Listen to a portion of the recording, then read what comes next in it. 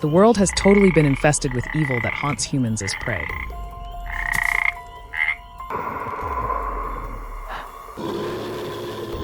The only way to stay safe is to stay in the sanctuary house or stay attached to the house. Welcome back to Favorite Recap. If you would love to see more horror movies, subscribe to the channel and turn on notifications. Do you see it? Never let go. Never let go.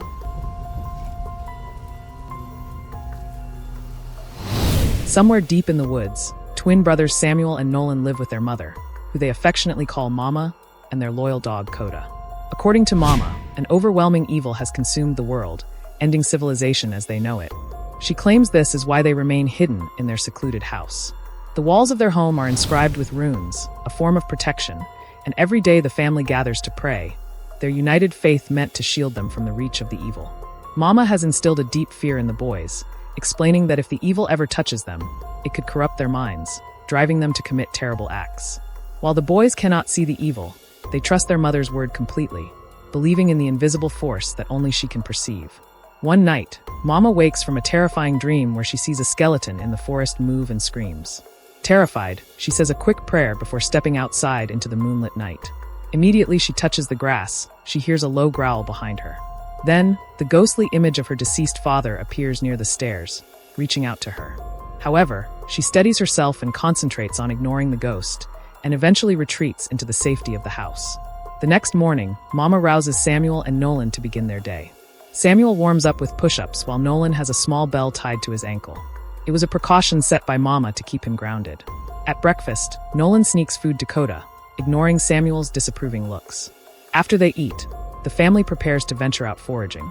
Before heading into the forest, Mama ties all of them together with a long rope, which they bless with a prayer. This rope, which is their lifeline, is fastened to the foundation of the house, a legacy from the boys' grandfather who used it to protect their grandmother. Mama reminds Samuel and Nolan of the rules. Stay tied to the rope and never, under any circumstances, let go. Each of them carries a whistle to signal for help if needed, and Coda ventures ahead, going in search of rabbits. As they search for food, Mama's visions resurface. She repeatedly sees the evil, now taking the form of her dead father, whispering for her to let them go. She refuses to acknowledge it. Along the way, she discovers an old photograph of her parents lying on the ground. She picks it up and carefully hangs it on a tree. Meanwhile, Samuel spots a squirrel and skillfully takes it down with his slingshot. He also collects bugs and eats a frog, demonstrating their lack of food. Somewhere nearby, Nolan climbs a tree to look at a bird's nest but finds it empty. However, on the ground, he notices an egg just out of reach. Driven by hunger, Nolan begins untying his rope to retrieve it. Before he can finish, Samuel catches up with him and warns that the egg could be a trap set by the evil. Frustrated, Nolan reluctantly abandons his attempt, and the two brothers head back, arguing as they go. Their quarrel escalates when Nolan accuses Samuel of saying, "Mama loves me more." Samuel denies it, claiming he said no such thing. Angered, Nolan steps on Samuel's rope, causing it to untie. Samuel tumbles down a hill and injures his ankle. Panicked, Nolan blows his whistle while Samuel, injured and terrified, hears something rustling in the nearby bushes. Desperate to help his brother, Nolan removes his own rope to reach Samuel and support him.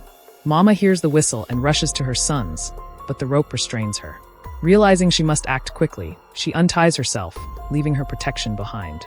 As she hurries through the woods, she sees the evil once again, this time masquerading as her mother. Just before the ghost can reach her sons, Mama arrives and secures them to Nolan's rope, which she ties around all three of them. The evil, though menacingly close, cannot breach the blessed rope's protection. Mama is visibly shaken, but the boys remain unaware of the creature's presence. When the evil retreats, the family returns home, relieved to find Coda waiting for them. Back inside, Mama insists the boys touch the blessed wood and recite a prayer, ensuring neither has been touched by the evil. Satisfied, she tends to Samuel's injured ankle and sternly reminds them of the importance of following the rules. That evening, Mama shares a haunting story over dinner. She recalls a time when the evil appeared as a young girl with her foot stuck in a hole, crying out for help. Though the screams lasted for days, Mama ignored them.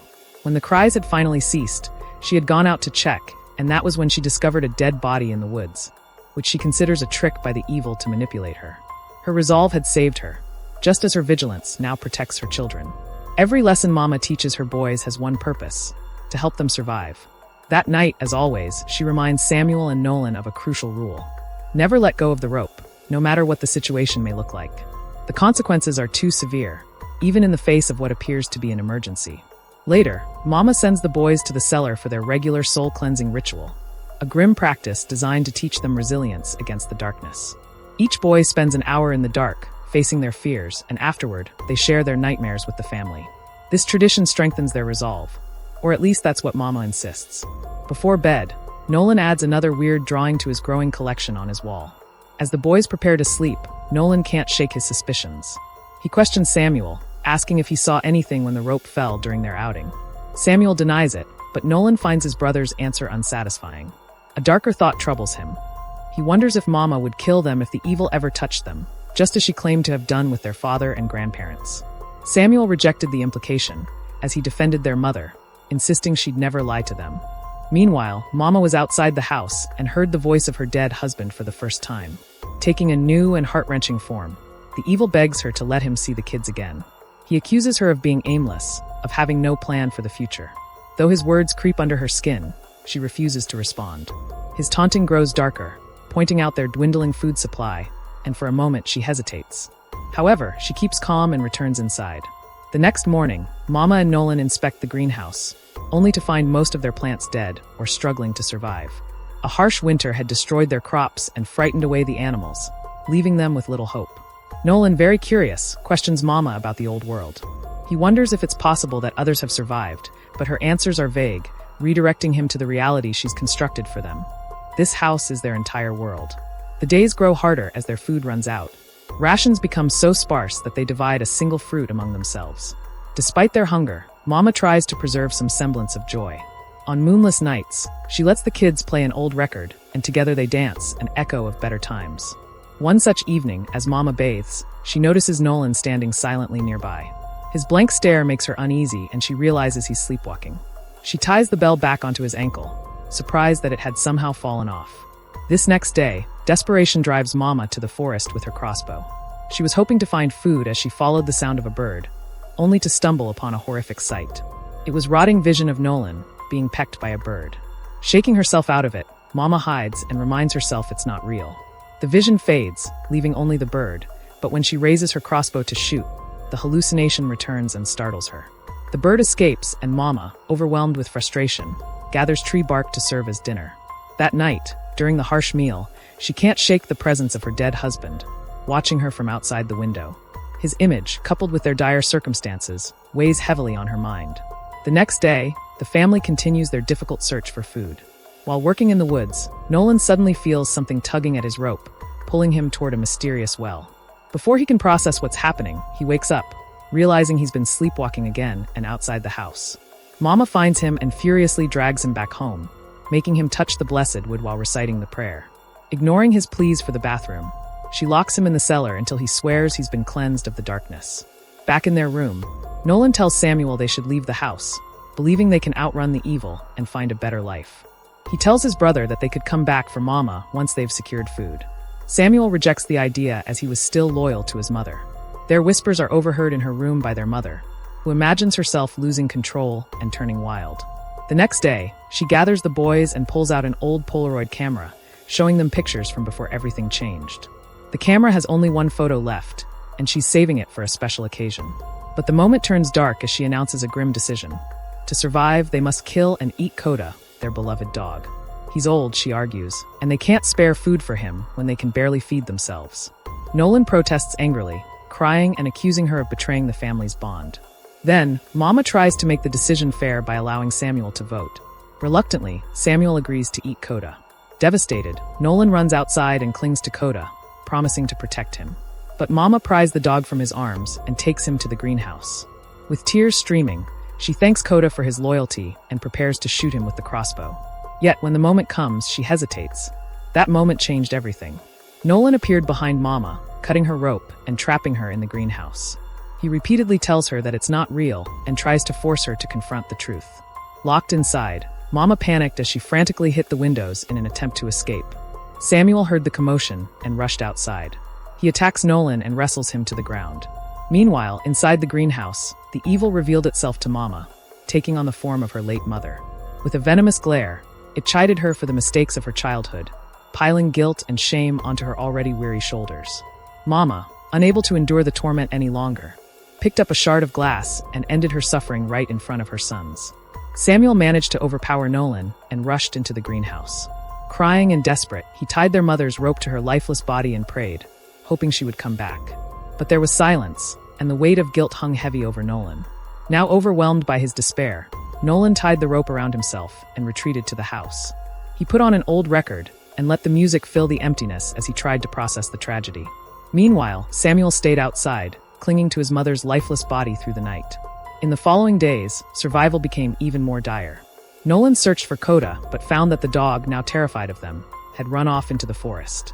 Samuel grew weak from hunger, refusing to eat and retreating into Mama's room as he continued to grief. When Nolan made tea to try to comfort him, Samuel lashed out, accusing his brother of laughing at him in the woods. Nolan reassured him that it must have been a dream, and he even agreed to touch the sacred wood and pray with him. Desperate to help Samuel, Nolan took the family rope and ventured deeper into the forest, determined to find something, anything, that might save his brother. For the first time, he reached the edge of the woods and discovered a road. His amazement turned to excitement as he yelled for help, but no one came. Returning to the house, a man named Cole appeared, claiming to be a hiker who had heard Nolan's calls. Cole offered food and even a ride in his truck, but before anything could come of it, Samuel emerged from the house. He was sure that Cole was the evil. With a crossbow in hand, Samuel threatened him. Cole tried to calm the situation, but Samuel shot him just before the man escaped into the woods. Bleeding heavily, Cole staggered into the trees, and Nolan pursued him despite Samuel's warnings. Nolan eventually caught up with the dying man, who managed to make a call on his phone before passing away. Left with no other choice, Nolan took Cole's backpack and returned home. Inside, he found food, which he ate eagerly. When he offered some to Samuel, his brother refused, still convinced it was all a trap. Yet hunger soon won, and Samuel reluctantly ate some of the food. Among Cole's belongings, Samuel found a wallet containing a picture of him with a young girl, along with a flashlight. That night, Samuel wandered outside, playing with the beam of light. When he noticed movement in the greenhouse, he went to investigate, only to see Mama's decaying body standing upright. In a panic, he opened the door, but she vanished, leaving behind the stench of rot. Suddenly, a voice called out to him, and he turned to see the girl from Cole's photo. The girl asked about her father. However, Samuel lied as he denied seeing any man by that description. But the girl recognized the flashlight in Samuel's hands. She turned pale with fear as Samuel stammered to apologize, but this made the girl flee instead. Samuel gave chase, but as his rope became tangled among the trees, he realized he couldn't advance. In desperation, he took off the rope, freeing himself to continue searching for the girl. Suddenly, he sees the girl climbing a tree, her movements unnaturally swift, revealing extra arms. It was clear now, she was the evil. As Samuel watched in horror, she leaped from treetop to treetop, appearing behind him with a twisted body. Her long tongue slithered out, brushing against his hand before breaking off and crawling up his arm, making its way into his mouth. Back at the house, Nolan woke to find Samuel missing. Terrified, he followed his brother's rope into the forest, but discovered its end lying empty. Suddenly, he heard Samuel's voice calling for him and rushed to investigate. He barely had time to react before Samuel emerged from the shadows and cut Nolan's rope. At that moment, Cole's truck flipped on its lights, illuminating the evil. Nolan's blood ran cold as he saw it wearing Samuel's face. Terrified, he ran back to the house and up to Mama's room. There he found Samuel sitting on the bed, silent and unresponsive. Black ooze dripped from the ceiling, pooling ominously above Samuel. Shaking, Nolan grabbed his brother's hand and began to pray, hoping he finds deliverance. Suddenly, Samuel cries out in fury and pulls out a knife, lunging at his twin brother. Nolan narrowly dodges his strikes and runs outside the room, slamming the door shut. Then, Samuel moves the bed to barricade the door, cranks up the old record player, and sets the fireplace flames to engulf the room. He steps outside and watches as smoke begins to rise, savoring the sight of the house gradually going up in flames. Inside, Nolan soaks a rag, covers his face, and tries to escape through a window. He nearly slips off the roof, but chooses to climb back into the house through a different window instead. Seeing a shadow behind the curtains, he's surprised to find Mama calling out to him. Struggling with disbelief, he convinces himself it isn't real. Outside, Samuel uses the camera to snap a picture of himself in front of the burning house. As Nolan tries to run away from the approaching ghost, the house begins to crumble. So, he goes to the cellar door and opens it. When the false Mama approaches, he shoves her into the cellar and closes it shut. Wrapping his arms around the creature's struggling form, He focuses on memories of his mother's love and protection, letting his heart fill with warmth. As he holds tight, the illusion crumbles, revealing the creature's true, snake-like appearance. Despite its struggles, Nolan's love overwhelms it, causing the evil to explode. Sometime later, firemen and paramedics arrive, rescuing the brothers and taking them away in a helicopter. As they fly toward a real town, Coda runs after them below. Then, Nolan glances at Samuel, relieved as he tells him that they're free now. But Samuel stares blankly and mutters, "She loves me more." In the end, the Polaroid photo Samuel had taken lies on the ground. It shows a strange hand resting ominously on Samuel's shoulder. If you liked this video, subscribe to the channel and drop a like. Also, turn on notifications for more recaps. Thanks for watching.